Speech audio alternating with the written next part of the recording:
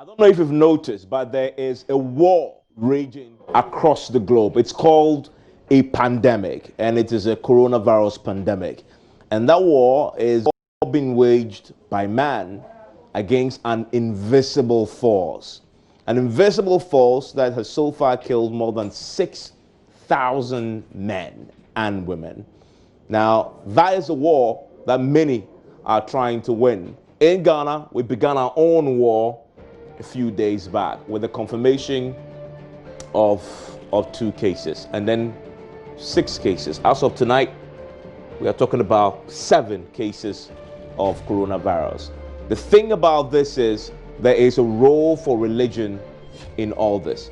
And that is one of the key things we're going to be exploring tonight. In fact, this is the only thing we're exploring tonight on PM Express. As you know by now, the president's very strong directives targeted the banning of all gatherings, including churches and religious gatherings as well. Now, there is a sense that the gathering in itself in churches may provide a basis for the virus to spread.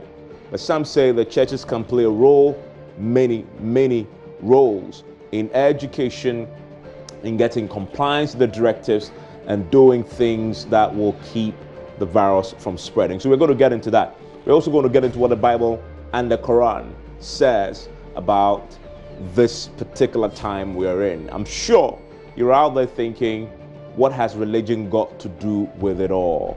Has the Quran or the Bible said anything about where we are tonight? We're going to get into the science of it, what the churches can do practically, and we're going to go into what the good books, the Quran and the Bible, say about it as well. This is a very interesting conversation. I don't want to go anywhere. But let's get into the details of what has happened so far the last few days. We know that strict measures, including closure of schools, churches, have been imposed by the president. The finance minister has been to Parliament today. He's talking about that our economy is going to take a hit from coronavirus. There's going to be a funding gap, he says, in the budget. He says he expects petroleum revenue, tourism, foreign direct investment will be affected. These are areas that provide a lot of jobs and funding for our budget. We're going to lose that this year because of the coronavirus pandemic. Now, he also tells Parliament today the minority isn't happy about that, about the $100 million the president says hasn't made available for this particular fight. He was silent on it in Parliament, on the floor when he briefed the House, and the minority is upset that that detail was left out. They are asking for further and better particulars as far as that is concerned on this particular matter. There are a few updates. It started with the K7, the testing of the 7th person who confirmed to have coronavirus. And we know right now that this individual also is imported, with details emerging. He's 35-year-old. He's a Ghanaian, by the way, and he had come in from France. France has recorded more than 140 deaths from coronavirus alone.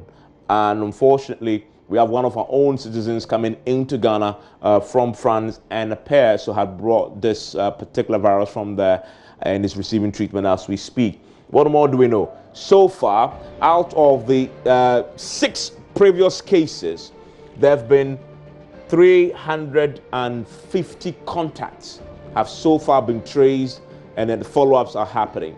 When I say 350 contacts, what I mean is there are 350 other individuals who came into contact with the 6 confirmed cases. You have to look for them, you need to test them, and make sure they don't have the virus. If they do have the virus, you have to quarantine them and treat them so they don't infect other people. That's what the health officials are doing as of tonight. We also know that the Ghana Health Service, the Noguchi Memorial Institute, they've tested a total of 143 suspected cases, have so far been tested, and of course 7 confirmed cases. Now, there's going to be a further briefing on this tomorrow, so we might get a further detail on all this as it unfolds. There are bans on religious activities. One of the many things that will be affected by the ban on the gatherings, churches and mosques are going to be affected. How are the churches and the mosques implementing the particular ban. We'll get into that very shortly. Now, these places are where large people gather, and as I have said, wherever 2 or 3 people gather in the name of Allah or Jesus Christ our Lord, coronavirus thrives. And so we're going to see how both religions deal with this particular threat. So really, what is the role of religion? This country is a highly religious country. What role can they play in this concerted fight against this invisible enemy? We'll get into that after the break. Stay with us.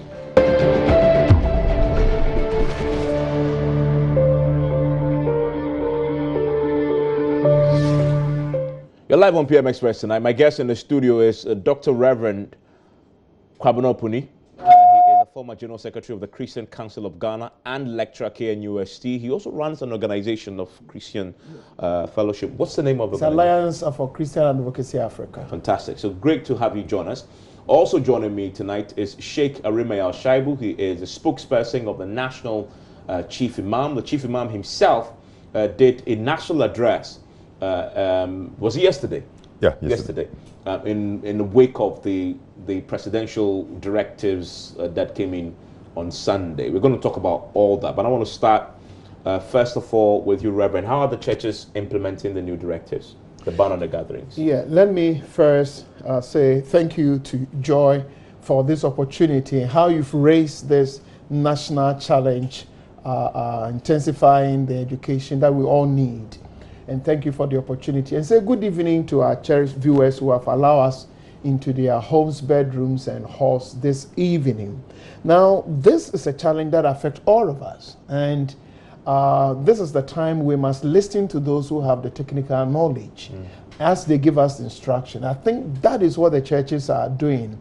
In fact, almost all the Christian groups and individual churches, the statement are all saying that let's listen to what our leaders, the president is telling us. Let's find other means of reaching out, strengthening our faith in times like this. So you hear pastors that are calling for live streaming on Facebook, asking their members, coming with passages, devotion, So far, that for 1 or 2 comments here and there, on the whole, the church leaders in this country have come together, accepted the direction the president and the technical people so far have given to us, and they are working with it. And if we continue like that, we pray and hope we'll be able to, the pushback we need to make sure people are safe. We'll get there shortly. Where do you worship? I mean, I'm a Presbyterian. So you're a Presbyterian pastor? Yes, Presbyterian Church of Ghana, sure. So in Presby,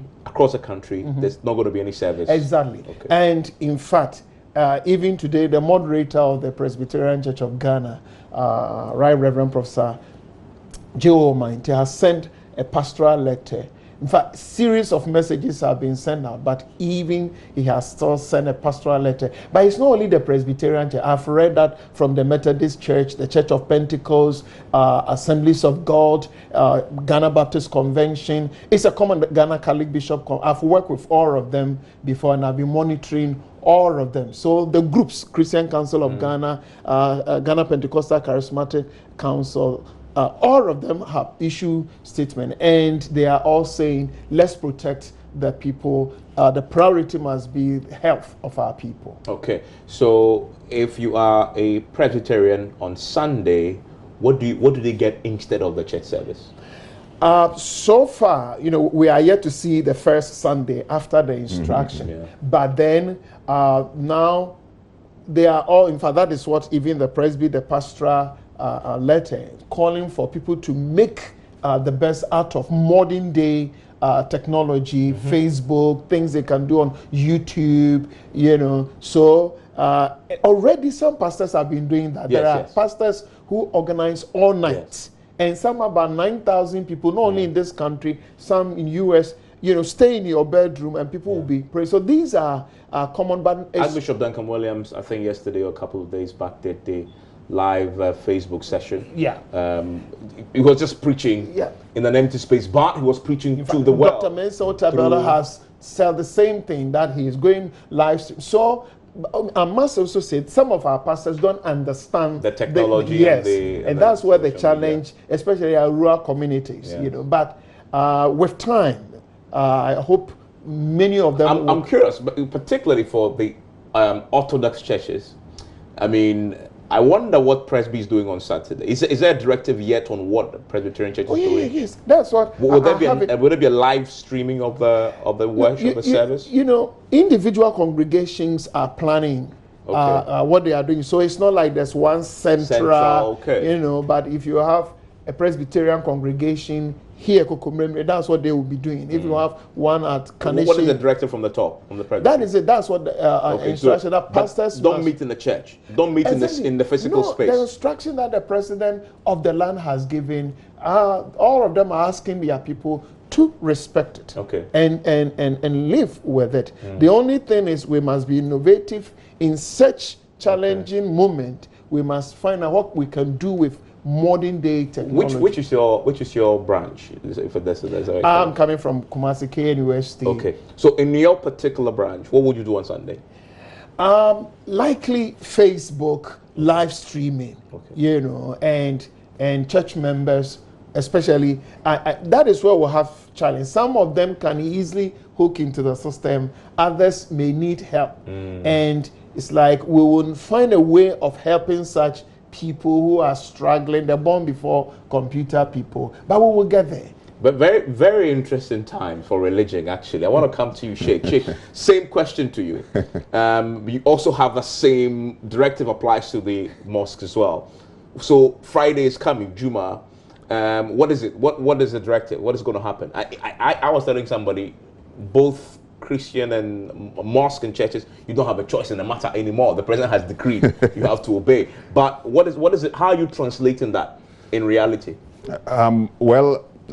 Yesterday there was the directive for us to adhere strictly to the presidential directive regarding the precautions that we need to take, particularly in matters of the routine daily canonical prayer that we say.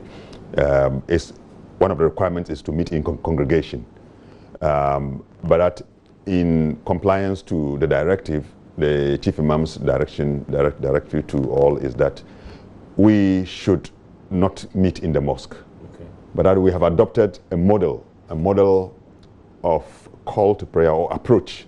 I call it the Kuwaiti model, because we took it from Kuwait, where the call to prayer will be made, all right, in a loudspeaker, and everybody will hear. And then you stay in your home and say your prayer. That is the model. In fact, that is what, from yesterday, the directive, but what was left with the Juma, because it's a larger congregation, and what people are used to, it becomes their life, their spirit, how they receive some of those things. It's not an easy thing. So we need to handle it cautiously. And so the Chief Imam had to convene an emergency meeting just this afternoon for us now to be definite about what we are going to do. Chief Imam will not lead the Juma prayer tomorrow at the Bosokai. He will not. Myself, my mosque, I'd already discussed with my committee, we will mount a poster for people to know we've suspended our Juma for the next 4 weeks, but I will be in the mosque for anyone who comes for us to be able to educate, who wants some information. And then we also want to use the media. I want to get one of the media stations to move around and monitor. Come see the mosque, see us, that I will be there you ask me questions why your mosque is empty. I'll explain to you that is in compliance with our understanding. I think one of the things that I would have loved, because we spend shorter periods during our weekly meeting of the prayer, much shorter. It doesn't. In some mosques, it doesn't go beyond 30 minutes. I mean, in some mosques, like those of us who are Bukulong people, sometimes we talk plenty. So the sermon can take you to 30 minutes. But in some mosques, less than 20 minutes. We have finished everything. In that case, what I would have loved to see is a certain airtime allotted just to engage our people for the day. That nationwide broadcast of a sermon that engages the attention of Muslims within that short space of time. Then at least that I would have satisfied what they think they would have lost in terms of the guidance, the direction, the hope that sermons give to people. But we will explore the possibility of that and see what it was. So just for clarity, and I know JoyNews is watched predominantly in the northern part of the country, where the majority of the Muslims are. What's for those who will be expecting to on Friday to go to Juma? What after today's meeting, is there clarity on what is going to happen? But there's a clarity and there's a release from the Chief Imam on that, and in consultation with the Chief Imam's Advisory Board and with what we call the other denominational heads, i.e. Ahmadiyya, the Shia, the Tijaniya, and the Ahlul Sunnah wal Jama'ah, all represented in the meeting. And so once we have all these represented, then it has a nationwide application. Then the other level of the application has to do with the regional chief imams who have been duly informed through the phone that Chief Imam is taking this decision and a release is coming out. But ahead of the release, they should be informed so that they will also know what information. So the Chief Imam will not be leading. Chief Imam will not be leading prayers tomorrow at Abu Sokan, because that will be a contradiction of his own command or instruction that we must adhere to the presidential directives. In fact, we discussed that it will contradict, and that contradiction will not be good for him. Yeah. So in other words, you don't come to Abu Sokan. No. Friday. Yes. I mean, and information will be given, because if you go, the place will have to be under lock, because what we want to prevent is the assembly. Yes. The assembly is a condition for the contact. If you gather, you get into contact, and the contact is what we want to prevent. So therefore, remove the condition, and then you find the other side of it not happening. So because of that, there will be no assembly, so that we can prevent the contact. Okay, so that's clarity. For those of you who are watching Muslims, you're not sure what's going to happen on Friday. That's clarity for you wherever you are across the country, and it's for a good purpose. Reverend, I want to come back to you. I said at the beginning, the Bible has a very famous quote: wherever 2 or 3 people are gathered in my name, I am there. And that's God talking through the Bible. But this time. However, this time, you can add another line: wherever 2 or 3 people are gathered in my name, I am there, but so is coronavirus. That is if somebody is there who may be infected. Now, there is, you interpret that scripture, but you can also use that scripture to teach, to arm people to say, it's true, but you can do your church at home, and God will listen to you as much as you've gone to a church building to pray. There's people who believe I must necessarily congregate to feel in line and in tune with Christ. What do you say to those people who also struggle tonight with the idea that churches should not congregate? Yeah, you know, we are not in ordinary times. It's good in Christianity, the call into, fellowship, that people must come together to fellowship. It's part of some of the Christian... Do not forsake the assembly of God's people. You said it. But you will be forsaking the assembly on Sunday. Yeah, that's what I'm saying. We are not in ordinary times. You see, Ebola came, but as a country, we were blessed. We were lucky. What Sierra Leone and Liberia and others went through, we did not see. That's why what we are going through at the moment seems a bit strange. If you go to Sierra Leone and Liberia, what the instruction the president gave, it's nothing new, because during Ebola, they've gone through, if you like, worse things, you see. But we are not, my 50 plus years, this is the first time in this country, a Sunday is coming, or a whole month, that we are saying Christians should not go to church. And it's not persecution. You look at what is happening in Italy. You look at what is happening in Spain. You look at, there are churches in the US that pastors and some church members have the infection.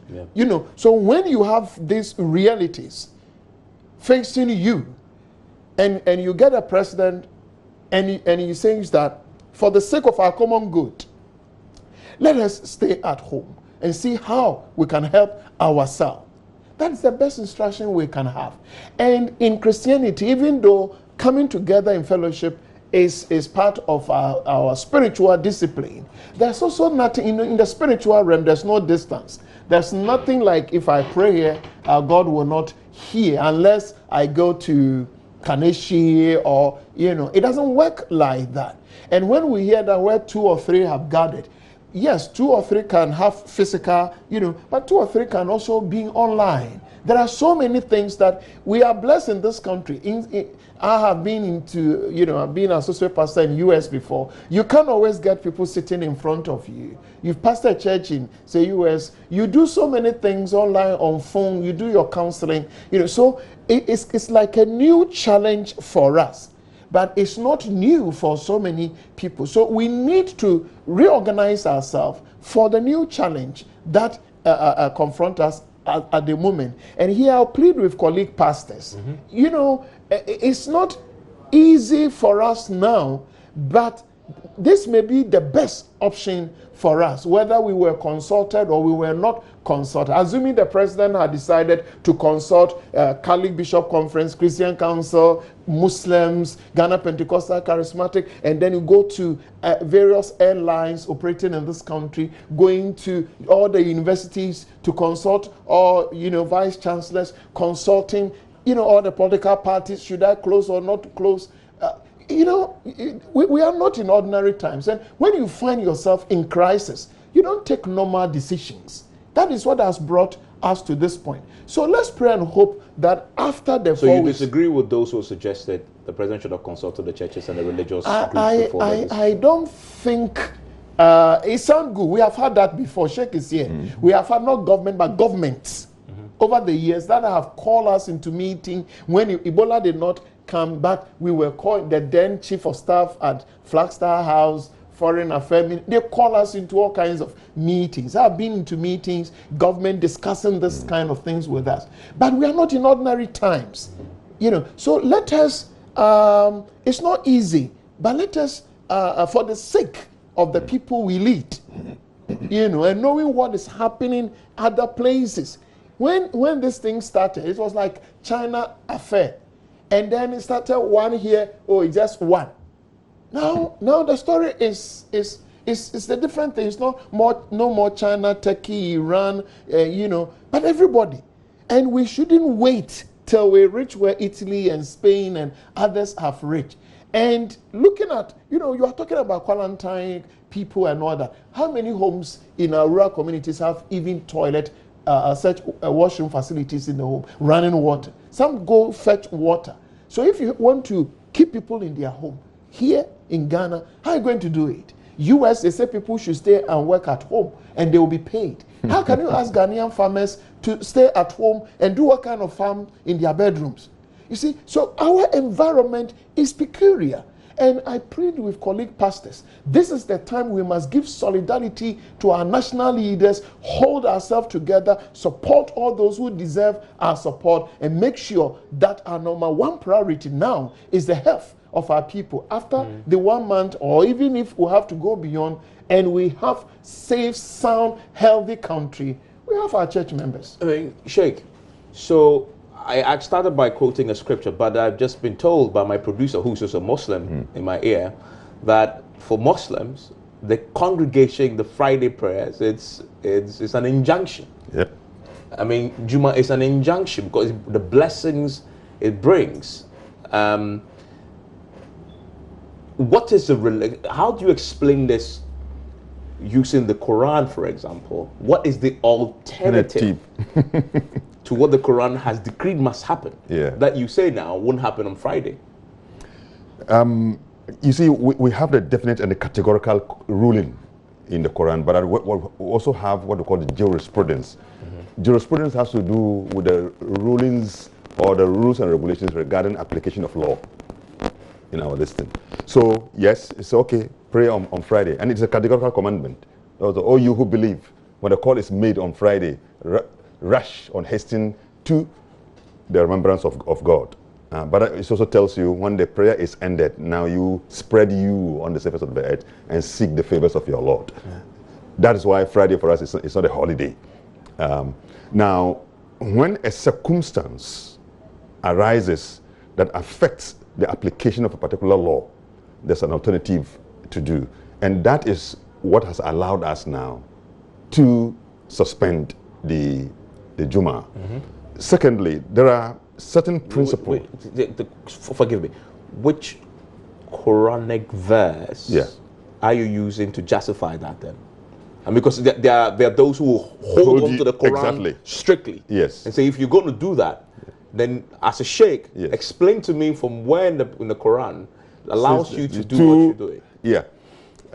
For example, you take the Quran chapter 2, there's a verse which says that God intends for you ease, he does not intend for you difficulty. Okay. This is a clear maxim to indicate to us that in any circumstance where we find ourselves in difficulty, we have to now look for a rule that allows us to do things in much ease. God has not placed for you in your religion difficulty. For example, there's also a text which says that whoever out of necessity violates a law and not with the willful desire to violate the sanctity of God's law does not commit a sin. You see, so that's why in Islam, I like to make people to understand that the Sharia, for example, has got some 3 major features that makes it dynamic and takes into account changing circumstances of our lives. For example, Sharia is moderate. Most people may not understand this. It's moderate, it's flexible. The other one is the feature of contextualization. It contextualizes, looking at your circumstance and giving a ruling that fits your circumstance. And that is why the chief imam was comfortable, actually, in saying that given the circumstance, for example, respect for life. In fact, anything that becomes a threat to life, Islam is against it. So if in the spread of this disease, there is something that our assembly in the mosque will be a threat, then the Islamic ruling will allow us to suspend it so that we can protect life. That's why the Quran in chapter 5, for example, will tell you, whoever saves or gives life to any one person, it shall be like he's giving life to the whole of humanity. And whoever causes the death of one person, it shall be like he's caused the death of the whole of humanity. So these are the underpinnings of some of these decisions that we can. And that's why it is the responsibility of those we call the jurisconsults. They are the experts in our jurisprudence. And the chief imam is one of such people. So what is the alternative then for Friday? So alternative for Friday, if you don't do the Jumu'ah, which is made up of 2 genuflections of prayer, you turn it into the daily Zohor prayer, which is 4, so that you are not praying Jumu'ah, but that you are praying Zohor. Okay. And everybody understands it. Anyone who understands Islamic jurisprudence, when you miss Jumu'ah, your afternoon prayer is there. Go pray 4 times, 4 genuflections instead of the Jumu'ah, and you commit no sin. Okay, so that is good education. When we return, we would have the conversation about, I'll ask Reverend, the big question going into this Sunday, it's not the big churches like the Presbys and the Catholics and the ICGCs. They're easy to regulate. The challenge, some have said, is the small, some call it rogue churches that are hidden in one community, a village, where they simply don't adhere to any of the scruples that the Christian Council has been imposing or the state has imposed. How do you bring them into compliance? And then the question about collections is a big one. It's an elephant in the room. That's, in fact, some say will be the motivation for people to break this particular directive and order that the president had given. We'll talk about that. But also, what does the Quran and the Bible say about the times we are in? Did the Bible and the Quran anticipate these times? Stay with us.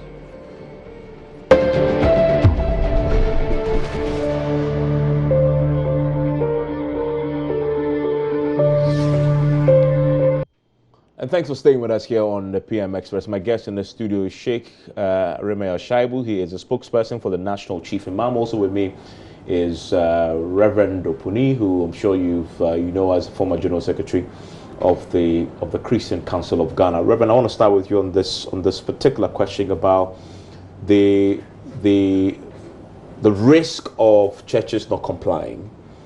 The presby's, the Catholic Church, and the big ones in the charismatic realm, like the Archbishop Duncan Williams Church, Pastor Mensah Tuttle, so they're easy to regulate. In fact, if they violate this, they're in trouble because they're so out there. But what about those smaller, largely unknown churches that are all over the place, who some say exist mainly on the back of collections, etc., etc.? How is that going to be regulated, and how should the state approach enforcement of that? The first thing, whether big or small, urban, rural churches and pastors, we should not over-spiritualize the coronavirus. We should not over-spiritualize. We must accept that this is a medical challenge confronting us as a people, and we must go that way. Can I ask a question that before you go on, or you want to finish before you come? Because there's a fundamental point about over-spiritualizing.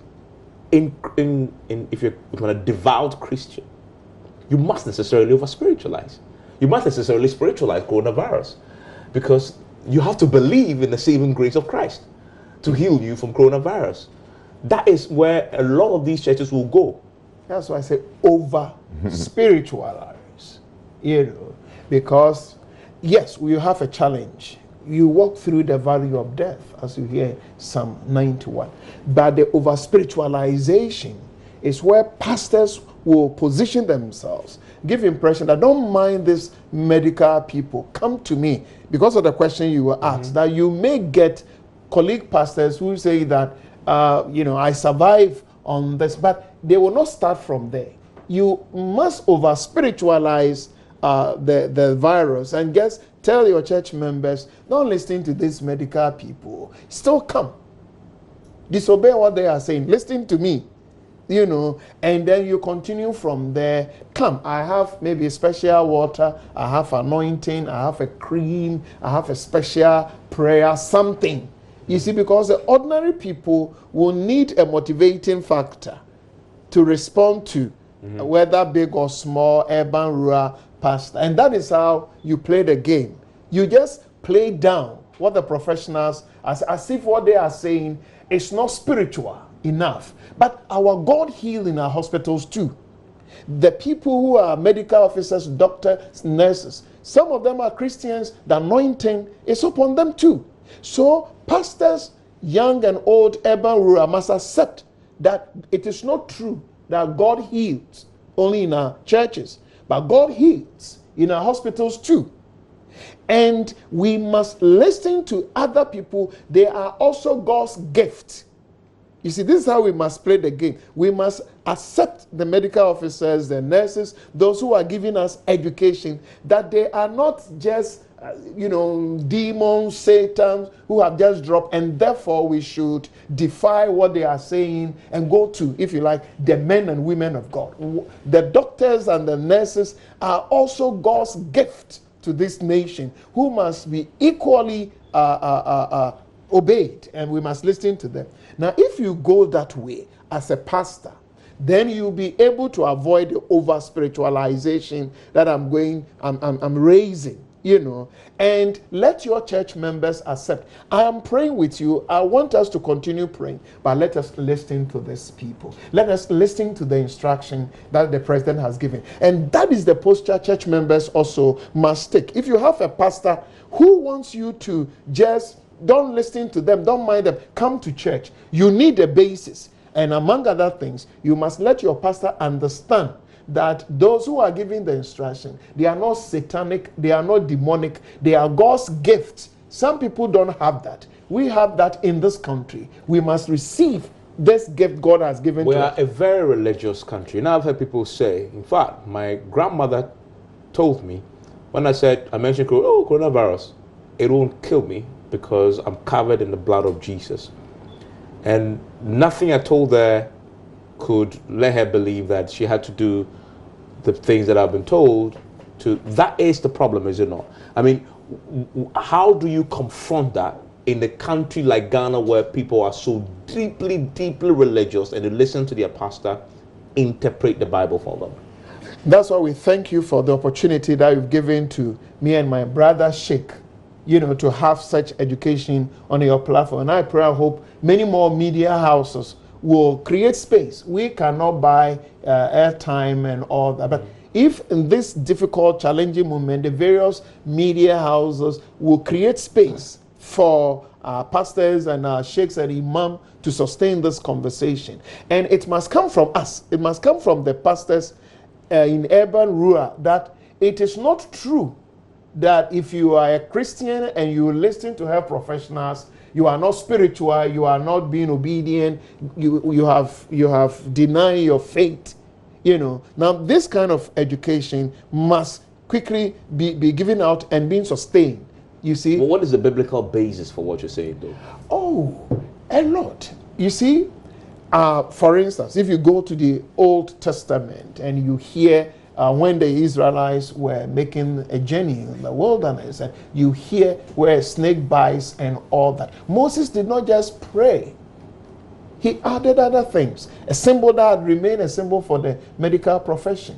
He said, this is medicine. You reach a point where, they were finding it difficult to drink the water. He'll pick a piece of wood, throw into rivers to change the taste. People have gone through all challenges, and God has given wisdom and knowledge and insight just to preserve the health of the people. If at the moment the gift God is giving to us is through what the medical people are telling us, have social distance, wash your hands, be careful, what you do with your saliva, and you listen to them. You don't conclude that, therefore, I'm no more spiritual. Now, back to the issue of offering.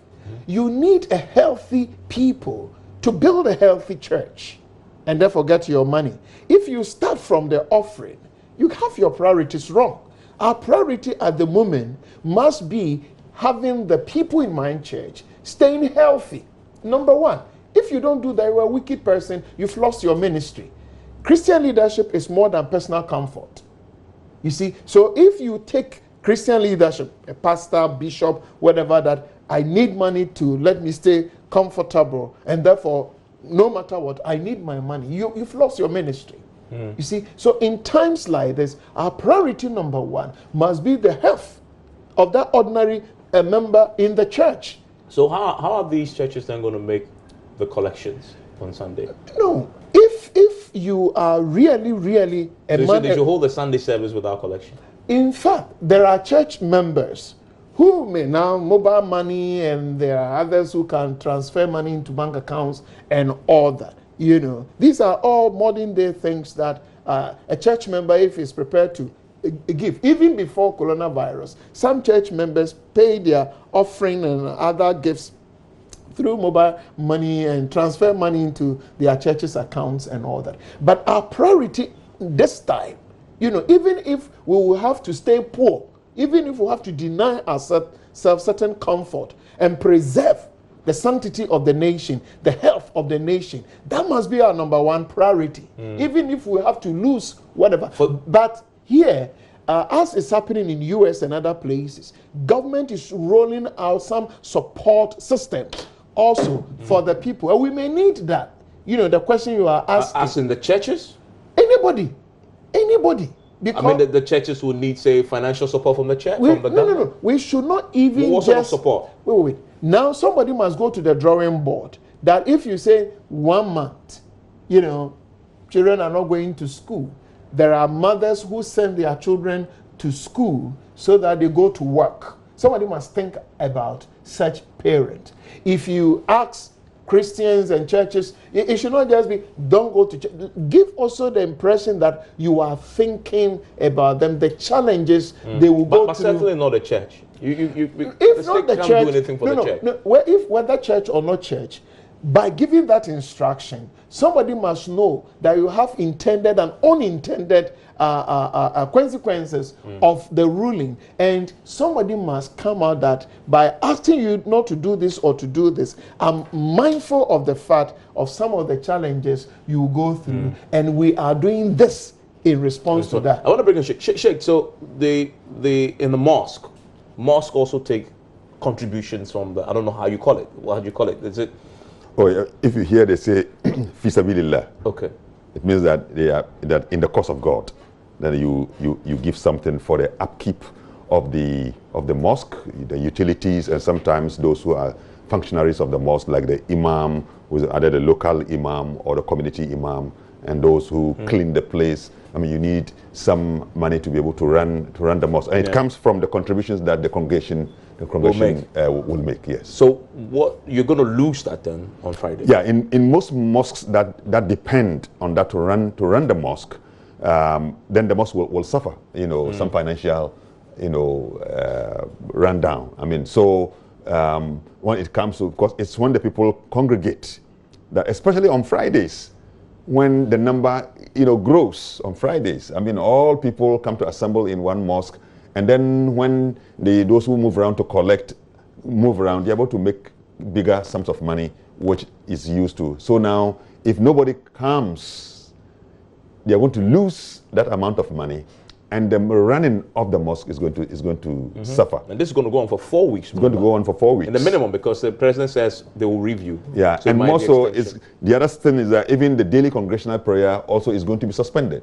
Yes. So it means that people will not come to the mosque to be able to even, except that we encourage them to do it out of conscience, that a certain means is provided by which people can still come drop something in a box in front of the mosque, knowing that still the mosque needs. So I'm going to ask about alternative. So what alternative is a Muslim? Well, I have not thought so much, because in where I pray, we do not do the collection because a whole family takes over the upkeep of the mosque. And unless there is a very serious matter, for example, hospital bill of somebody who is needy, then we now use the mosque to collect some money and be able to assist that. Or somebody who gets scholarship and come to tell us, I have an admission in the university, no money. Then I will mount the pulpit and use that day's sermon to be able to generate some. Other than that, we do not take anything. But in other mosques, they will have to find a way. And if you ask me, my suggestion will be that we should educate the people to still know that a giving to God is not limited by time and space. Yeah. So still, even under the circumstance, you remember God, still go to in front of the mosque, a mosque is placed there, put in sincerely whatever, and except that the mosque management should be able to manage very well, guarantee the safety of the box. We know people are also ready, once they know that you are dropping it, in the next hour, you are likely to see that somebody picks it. Waste it away. Reverend, final question on this.